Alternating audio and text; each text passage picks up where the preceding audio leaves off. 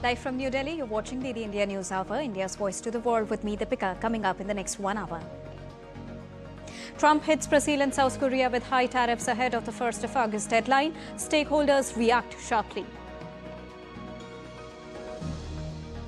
India to take all necessary steps to secure national interest, attaches utmost importance to protecting and promoting welfare of the farmers, entrepreneurs and MSMEs.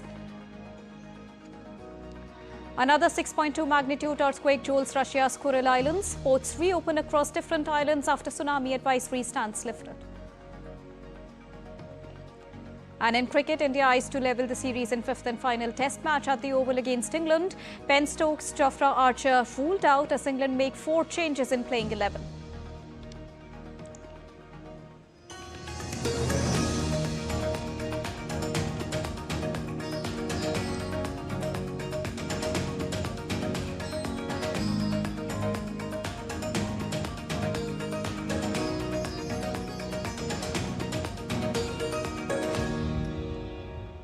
A very good afternoon to all the viewers joining us at this afternoon broadcast. To begin with the United States.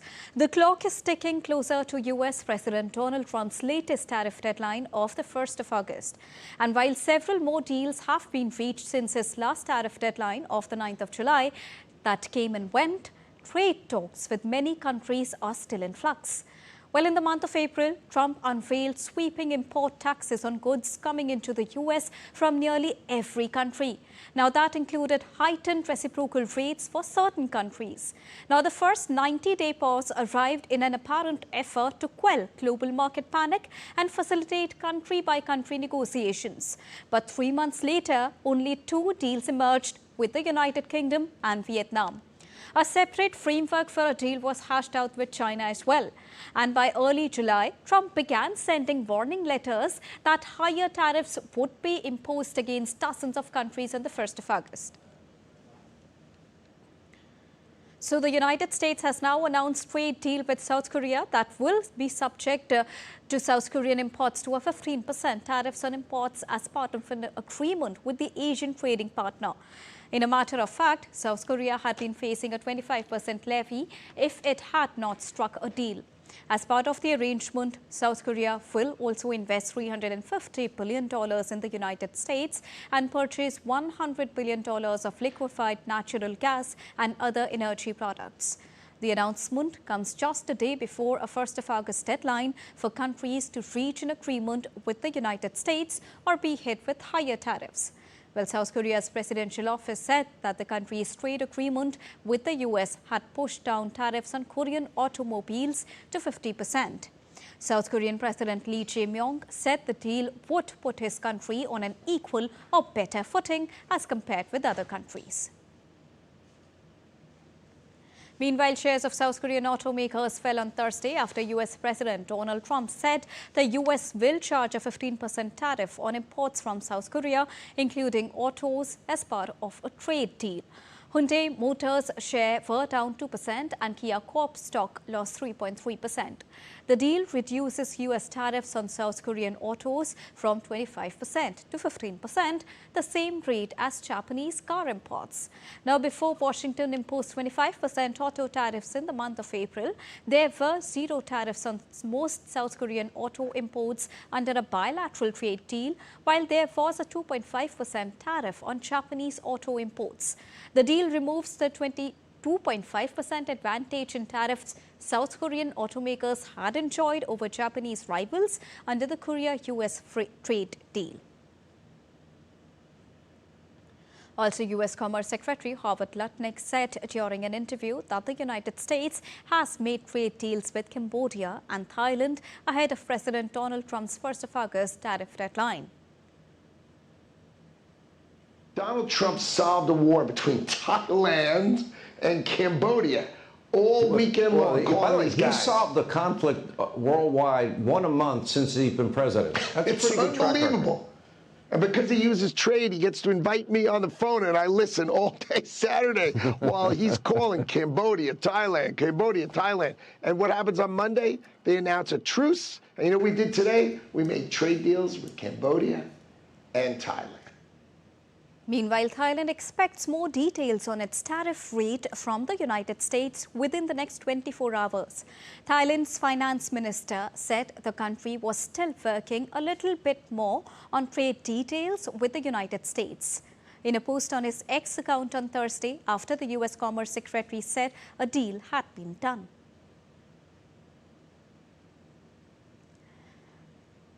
Meanwhile, on Wednesday, U.S. President Donald Trump announced to impose a 25% tariff on imports from India starting the 1st of August.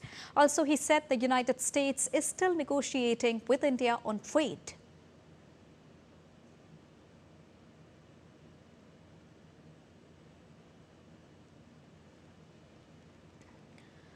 So the government of India on Wednesday issued a measured response to U.S. President Donald Trump's tariff announcement.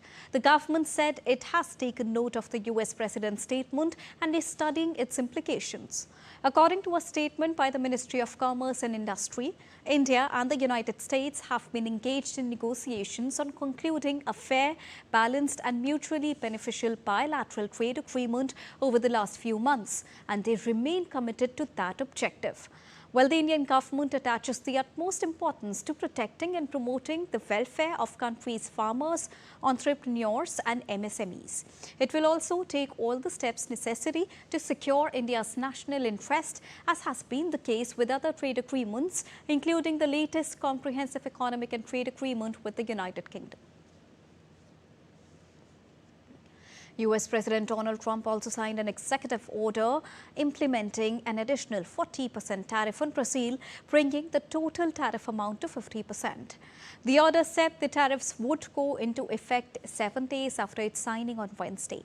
The order would apply an additional 40% tariff on the baseline, 10% tariff already being levied by Trump.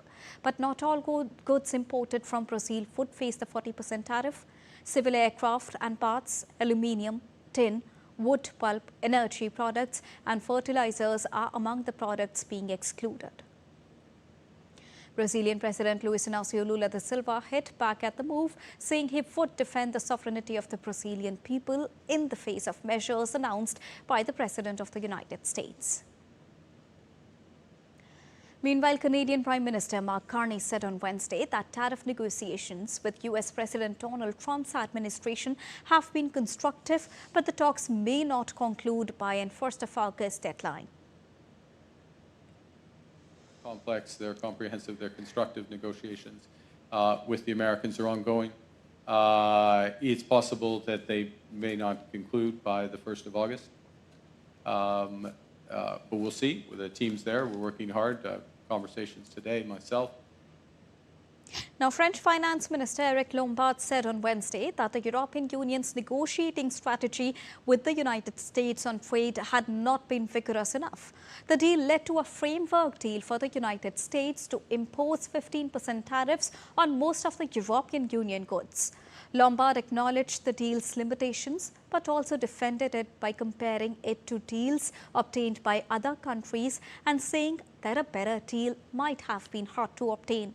Earlier on Wednesday, French President Emmanuel Macron criticized the deal, saying it showed the bloc had not managed to be feared by the United States President Donald Trump.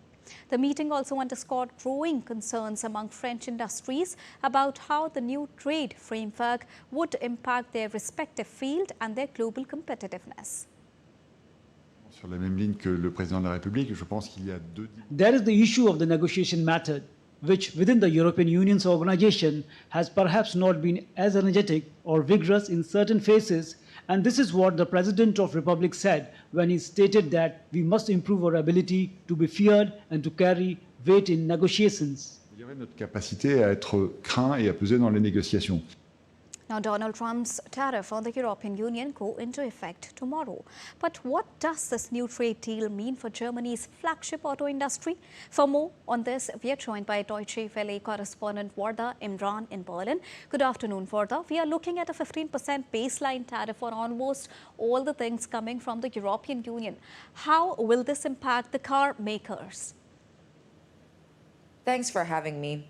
Starting tomorrow, most European-made goods will face a 15% levy when entering the U.S. Now, this is down from the 30% levy that the U.S. president had set in motion earlier, but it's still a very big hike for the car industry that faced only 2.5% in tariffs before Donald Trump's presidency. Recently, Volkswagen said that Trump's tariffs cost them $1.5 billion in the first half of this year. They also said that sales dropped by 16% in North America. Even BMW reported a sharp drop in profits for this year, and it says that the profits are down 29% compared to this time last year. So it's not looking good. German car makers and manufacturing within Europe are looking at potential losses in the coming months as well. Now, what's interesting is that the EU has pledged to completely remove tariffs on US-made cars coming into Europe. And this could be a big win for some automakers. So are there any winners in this scenario, Varda? Of course, the US automakers that are exporting to Europe now have a clear, definite advantage. But there are some clear European winners as well. Some companies like Mercedes and BMW do produce thousands of cars in the US and then export them to the EU. BMW, for example, has been making cars in a plant in South Carolina in the US since 1994. And they produce so many cars that BMW is actually the biggest car exporter in the US by value. So BMW, Mercedes, these brands actually benefit from this deal. The German Association of the Automotive Industry told us that they're quite surprised that Trump was so harsh in his criticism of the German car industry because of the fact that they produce so many of their cars in the US and contribute to US exports. Now, what does this mean is that it puts pressure on other big car makers to also have plants in the US, taking the industry slowly away from Germany. So in this situation, how are the industries within Germany perceiving this deal? Well, there are alarm bells ringing now. At first, when the deal was announced, there was a sigh of relief all around because an all-out trade war was avoided. But slowly, the impact is unfolding here. There are concerns that there will be significant job losses in export-heavy sectors like machinery, chemicals, and even pharmaceuticals. More than 23% of Germany's pharmaceutical exports go to the US market. And the energy sector is also on edge because of the EU's new commitment to buying more gas and oil from the US. And there's actually still so many details missing in this trade deal that many industries are exercising caution when responding or reacting to this deal. What we do know is that the EU-US trade is worth 1.6 trillion euros, and this is about to take a big hit in the coming months. All right. Thank you so much, Varda Imran, for joining us from Berlin and getting us the latest. Time to take a quick and short break, but still to come on the other side. US President Donald Trump says Canada's Palestine statehood stance may hurt the trade deal. After the break, we'll get you the latest on changing weather patterns across the globe. And in Europe, a study finds that 2,300 people may have died across a dozen major cities during extreme climate-fueled heat waves in June.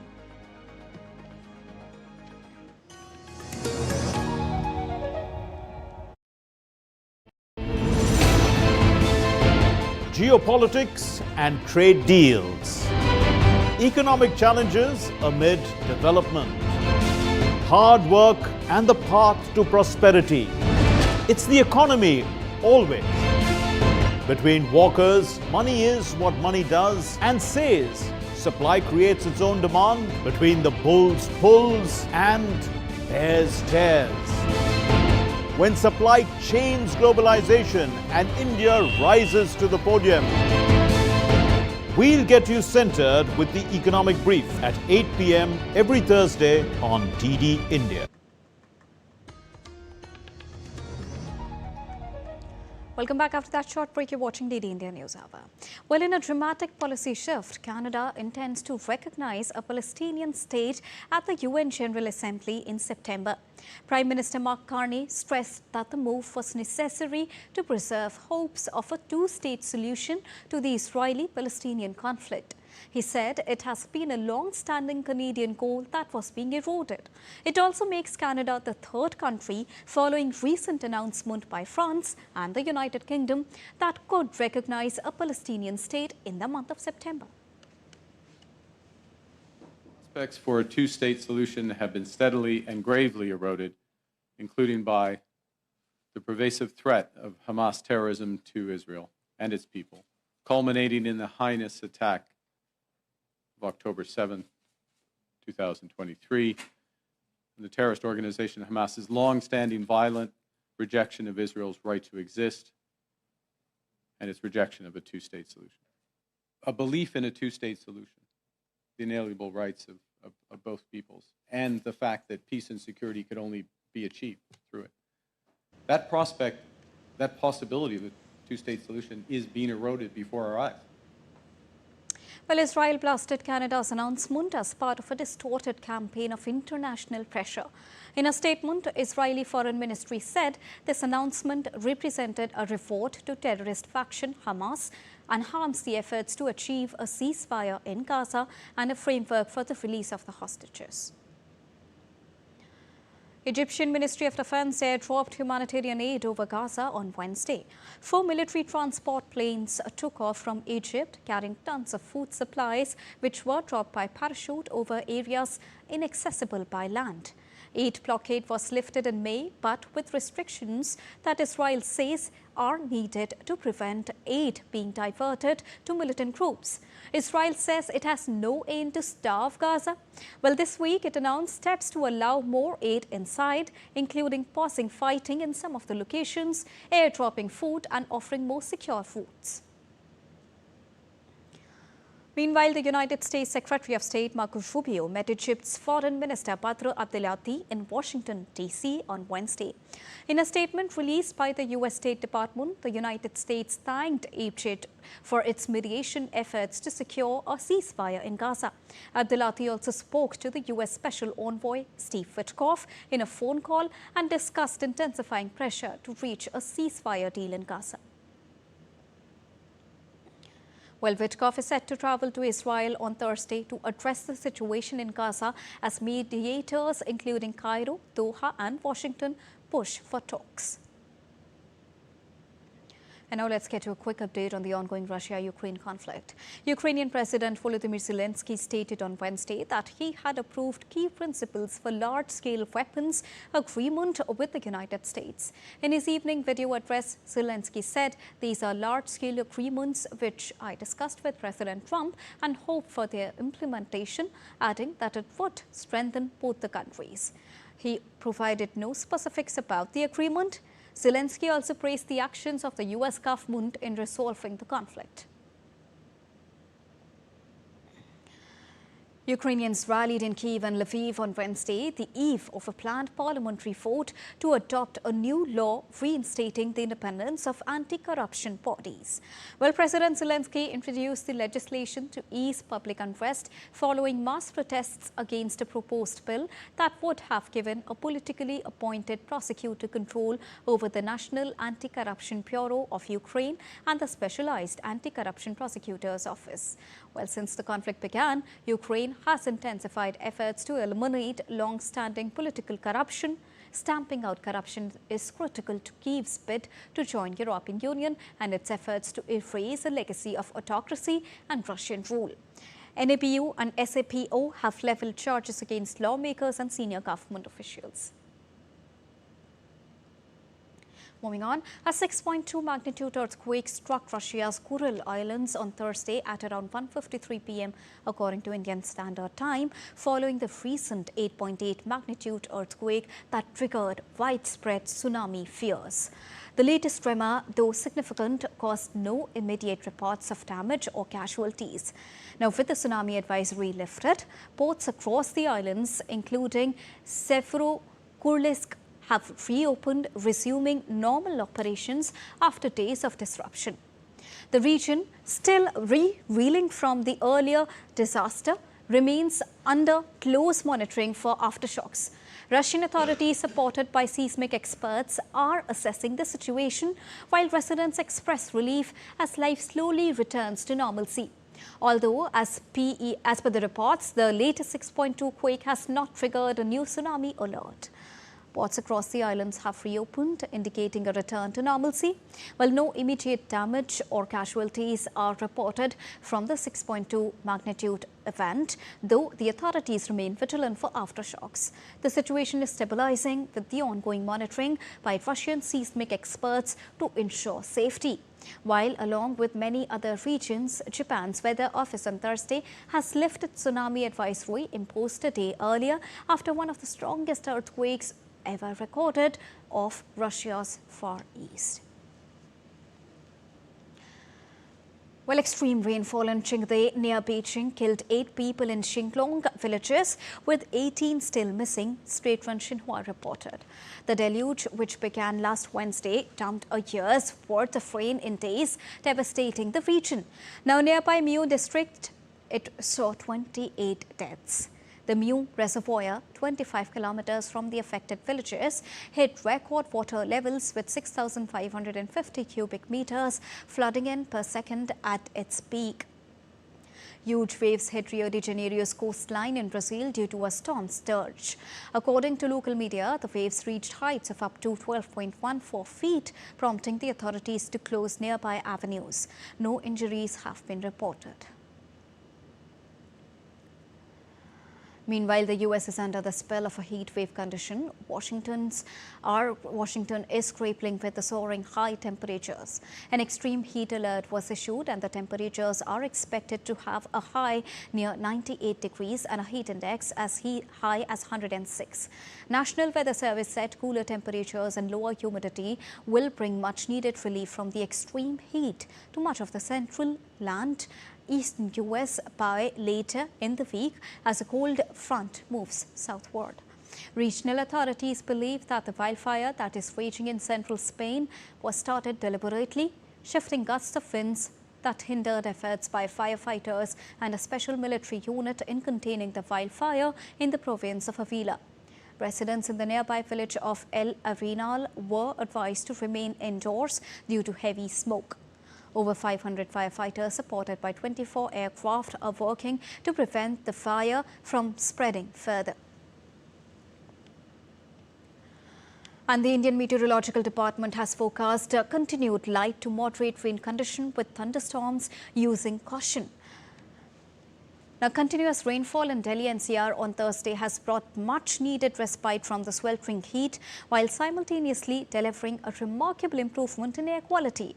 As per the IMD forecast, temperatures to remain between 33 and 35 degrees Celsius. The IMD has also forecast light rainfall for Delhi NCR till the 5th of August. Delhi recorded its cleanest July in more than 10 years, with an average air quality index for the month standing at 79, which is the lowest for July since 2015. In Himachal Pradesh, severe monsoon conditions have devastated Mandi, Kullu and Chamba, with cloudburst and flash floods washing away homes and roads, including a key Chamba-Pangi link. Kinnaur's Kinnar Kailash Yatra halted due to landslides. Meanwhile, temperatures ranged from 12.8 degrees Celsius in Kukum Seri to 35.6 degrees Celsius in Una. The IMD forecasts heavy rain across Himachal, Rajasthan and northeast India until the 4th of August.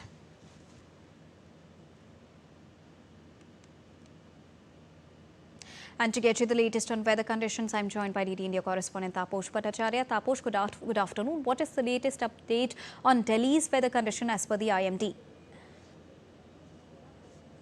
Right, so Deepika, let me just start with the fact that the three major points that needs to be taken. First, there is a monsoon trough that is currently passing through just over Delhi and nearby Delhi NCR area. So that is one, and there are two cyclonic circulation that are currently prevailing. One over Punjab and Rajasthan, and there is another one over parts of Uttar Pradesh.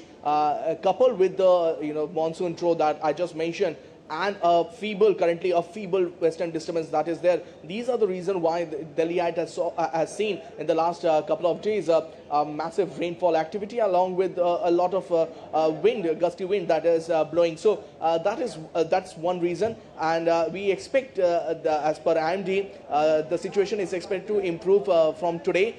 They have already called for a yellow alert for Delhi NCR area for today, but they believe that from tomorrow onwards, the situation, especially the rainfall activity, is expected to subdue,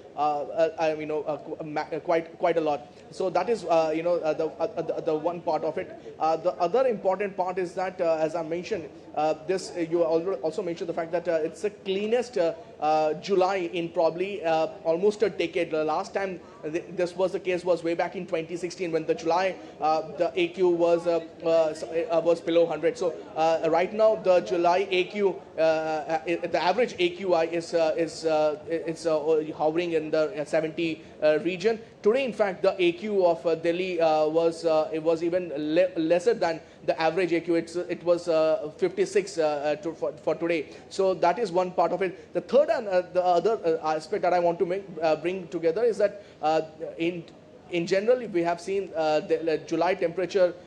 There's a huge uptick in the July temperature. The heat and the moisture goes up, the humidity goes up. But here in 2025 in July, we saw that the temperature has dipped and the average temperature has come down big time. So that is the third point that I like to mention. So three major points that currently is going on. All right. Thank you so much, Taposh, for joining us and bringing us the latest on weather conditions across Delhi.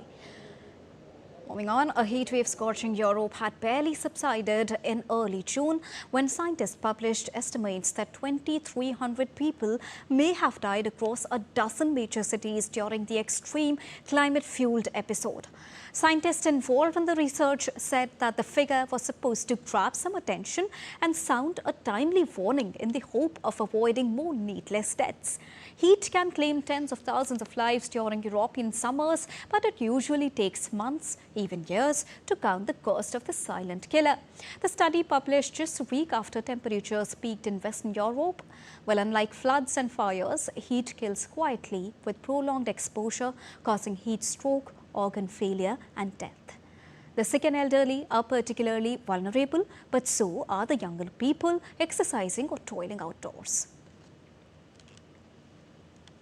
And now let's take a look at other stories making news around the world in brief. Argentine security forces on Wednesday clashed with a mix of retirees and supporters outside Congress during a protest against President Javier Milei's expected veto of a recently approved law mandating pension increases. Sydney-based artist Michael Braden is making waves with his outdoor painting style known as plein air. Against the city's stunning sandstone cliffs, Braden captures light and emotion in real time, embracing nature as both subject and studio. Time for a short break, but still to come on the other hand side. NIA court acquits all 7 accused in Malika blast case. After the break, we'll get you all the latest on the ongoing session of the Indian Parliament. President of the Republic of Philippines Ferdinand Marcos Jr. to visit India from the 4th till the 8th of August.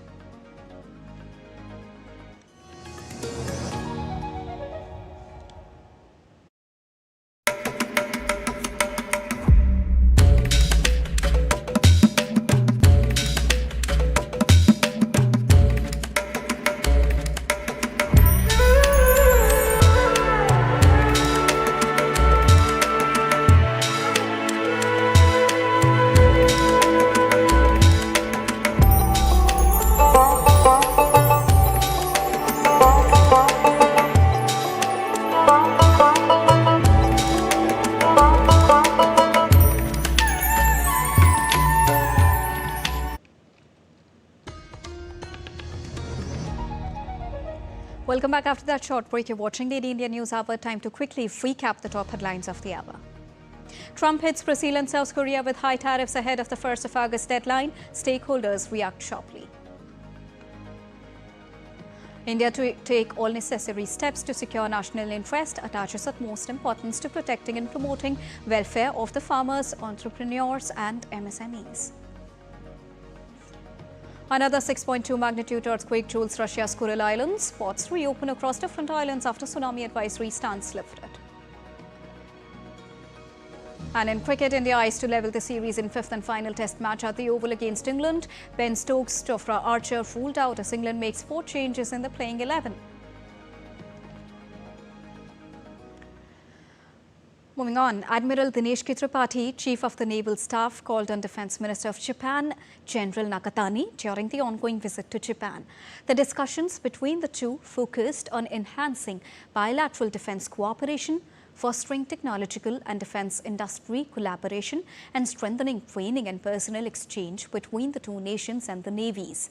The interaction reaffirmed the shared commitment to addressing emerging security challenges and fostering closer bilateral defence relations in Japan. According to the Ministry of Defence, the visit reaffirms the time-tested India-Japan friendship anchored in mutual respect, maritime trust, and a shared vision for peace and stability in the Indo-Pacific region. And DD correspondent Akka Domere joins us for more on this. Good afternoon, Akka. Tell us about the significance of this particular 4-day official visit and how will this strengthen the defence relations between the two nations? Akka.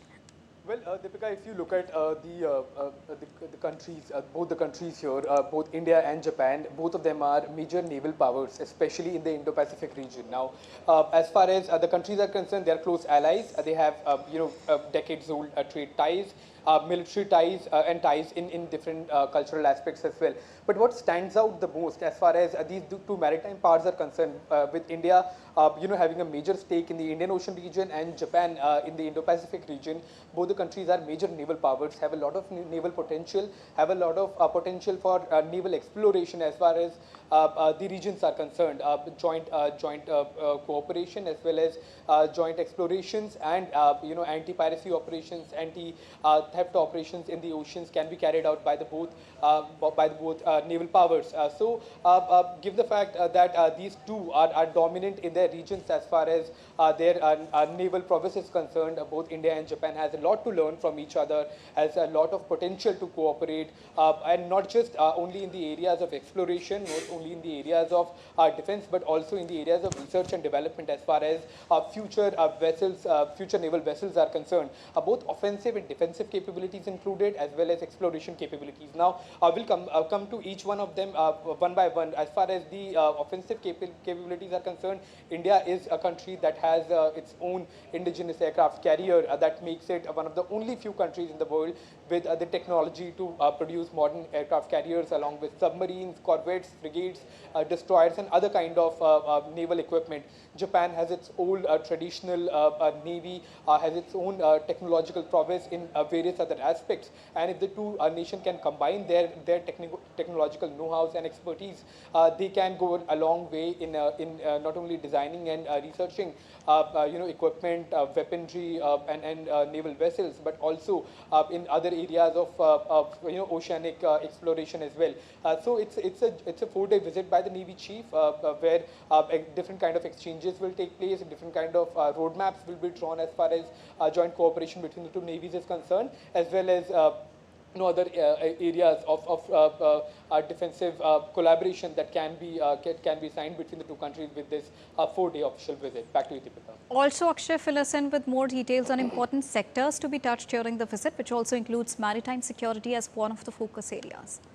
Well, maritime security is one of the areas, also freedom of navigation and freedom of movement in the ocean regions. The South China region is of immense importance to both the countries, with China's growing power in the Indo-Pacific region as well as in the Indian Ocean region has left countries like Japan, especially in the neighborhood of immediate neighborhood of China, have left these countries left behind in terms of technological know-hows and technological technological development in terms of surveillance, in terms of other research and development and creation of more modern aircraft, as well as naval aircraft, as well as naval warships. So that is one aspect of it.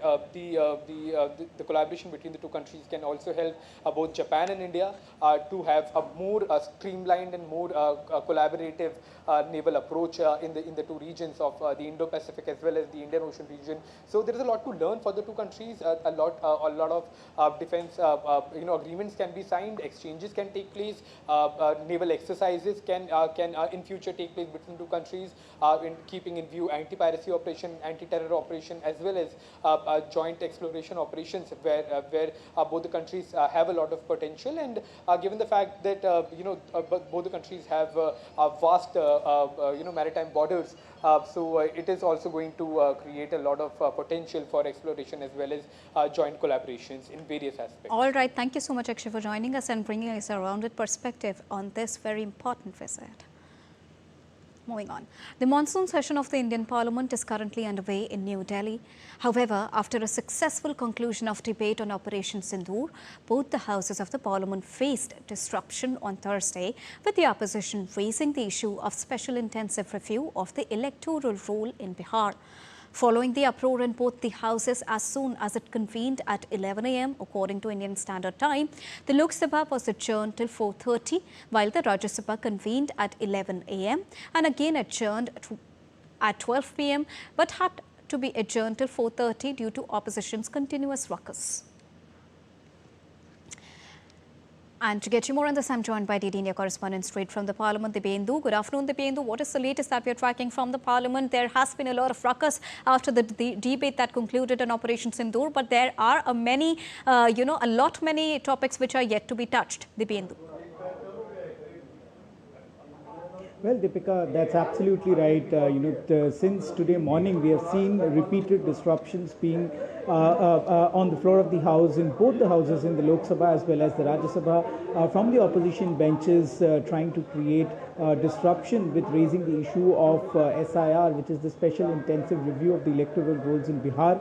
The opposition is demanding a special session or in fact a special debate on that particular issue, which in turn, they have been jumping to the well with posters, trying to corner the government on this particular issue. But both the Deputy Chairman in Rajya Sabha as well as the Speaker in the Lok Sabha have said that the matter is sub judice, as well as Election Commission is a constitutional authority, and therefore, it will not be apt on part of the Parliament to debate on a matter which is sub judice. The matter, remember, is pending in the Supreme Court. So therefore, on this issue, the opposition continued with its ruckus, and both Lok Sabha and the Rajya Sabha have faced repeated adjournments. And currently, the Rajya Sabha has been adjourned till 4:30 p.m. this evening, while the Lok Sabha is expected to reconvene at 4 p.m.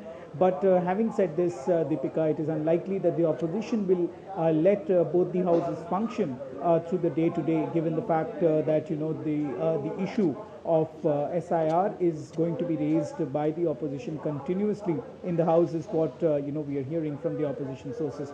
But the government have been appealing to the opposition to let the House function. Even today morning, we have seen the Deputy Chairman saying that Rajya Sabha has lost precious time of business in the House because of this ruckus that is being created by the opposition parties. We also heard Om Birla, Speaker, repeatedly requesting the opposition parties to go to their benches and let the House function through its normal business, the legislative, and help the House conduct its normal legislative businesses.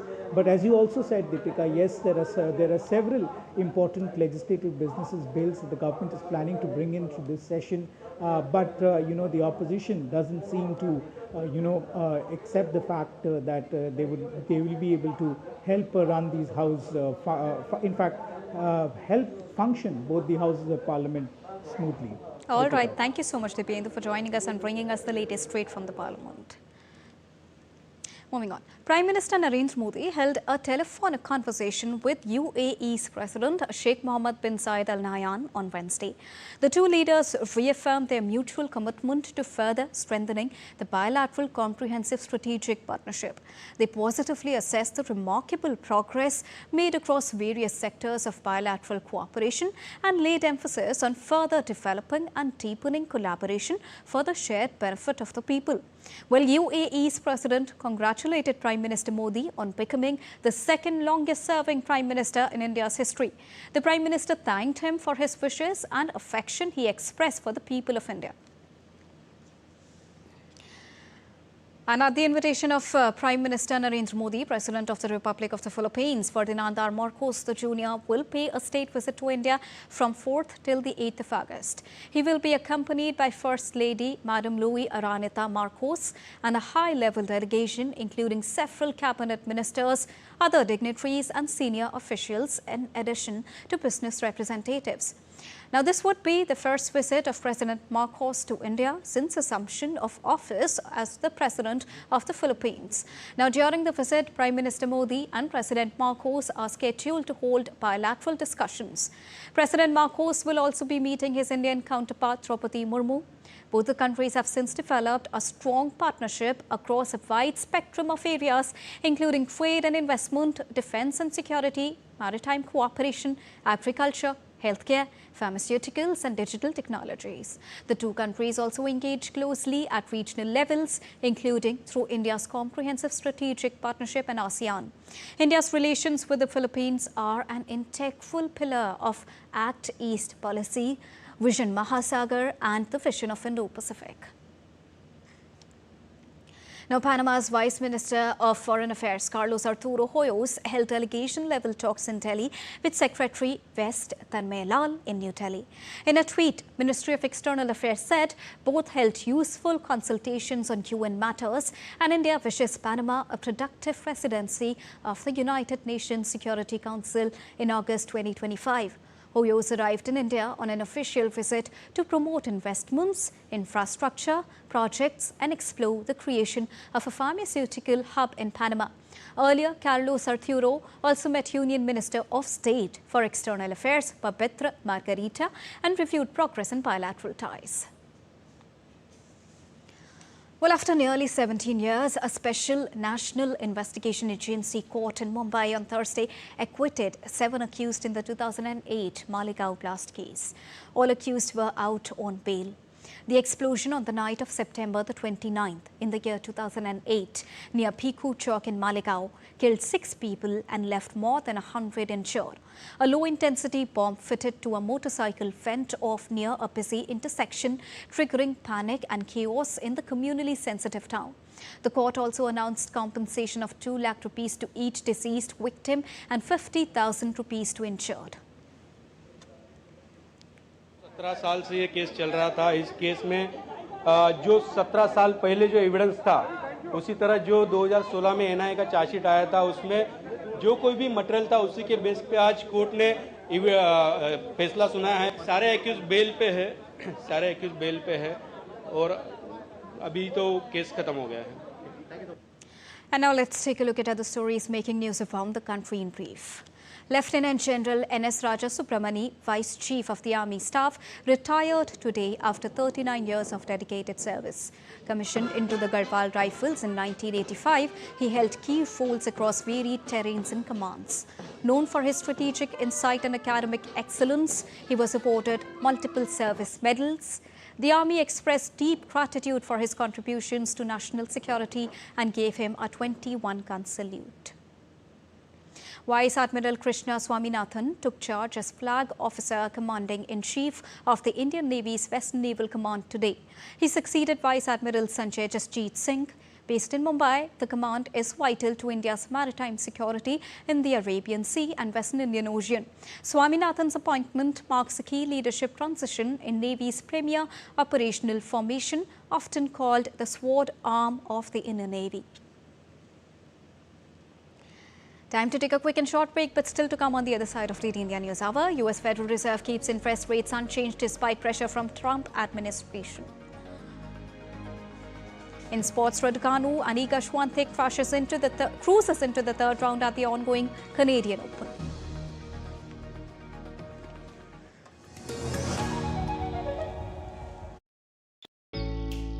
Jharkhand will mesmerize you with majestic nature, rich heritage and colorful culture. Hello. Johar. It fits perfectly. Thank you. Full workout ho gaya. Ready?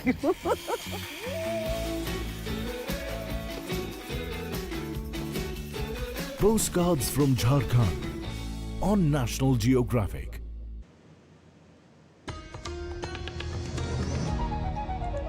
Welcome back after that short break. You're watching the India News Hour. Moving on. Economist Debapriya Bhattacharya of the Centre for Policy Dialogue urged Bangladesh's interim government to announce an exit plan, criticizing its prolonged tenure for failing to meet public expectations amid economic and government crisis. Speaking at a Democracy Dyer's Bangladesh seminar, he warned of the deepening instability. Analysts noted reform delays and a divisive push for a proportional representation system with parties split on elections and justice. A study showed 16 of 26 countries restored stability with swift elections. Now, the U.S. Central Bank held interest rates steady on Wednesday, and Federal Reserve Chair Jerome Powell's comments after the decision undercut confidence that borrowing costs would begin to fall in September, possibly stoking the ire of President Donald Trump, who has demanded immediate steep rate relief. Powell said the Fed is focused on controlling inflation, not on government borrowing or home mortgage costs that Trump wants lowered, and added that the risk of rising price pressures from the administration's trade and other policies remains too high for the central bank to begin loosening its grip until more information is collected. Open Market Committee decided to leave our policy interest rate unchanged. We believe that the current stance of monetary policy leaves us well positioned to respond in a timely way to potential economic developments. Despite elevated uncertainty, the economy is in a solid position. The unemployment rate remains low, and the labor market is at or near maximum employment. Inflation has been running somewhat above our 2% longer run objective. Well, the Bank of Japan kept its main interest rate unchanged Thursday, while cautiously welcoming recent trade deals with the United States and hiking its growth and inflation forecast. Keeping its main rate at 0.5%, the bank said it now sees growth this year of 0.6%, up from 0.5% previously. In a statement, BOJ said growth was likely to moderate as trade and other policies in each jurisdiction lead to a slowdown in overseas economies and to a decline in domestic corporate profits and other factors.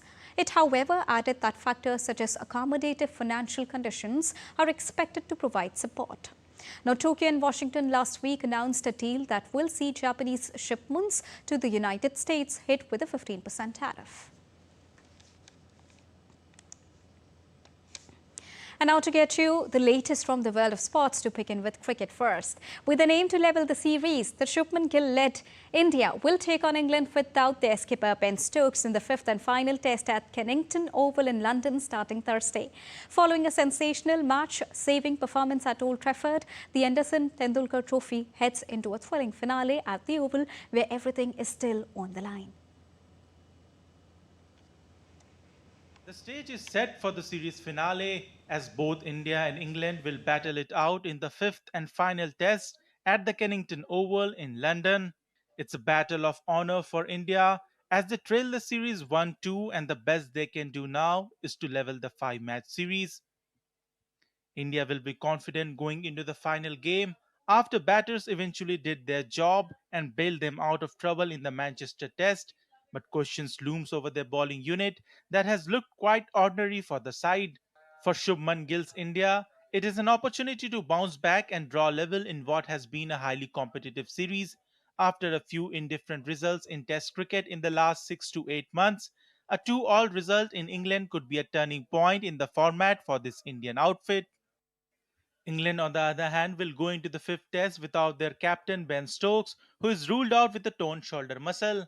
His absence is a major blow for England and for Stokes personally, who is the leading wicket taker in the series, scored his first Test century in 2 years in Manchester and has been named player of the match in the last 2 Tests. Jofra Archer and Bryden Cars are both rested after heavy workloads last week, while Liam Dawson is left out altogether. Oli Pope will lead for the 5th time in Test in Stokes' absence. Altogether, England have made 4 changes from the draw in Manchester, with Jacob Bethel, Gus Atkinson, Jamie Overton and Josh Tongue all coming into the side.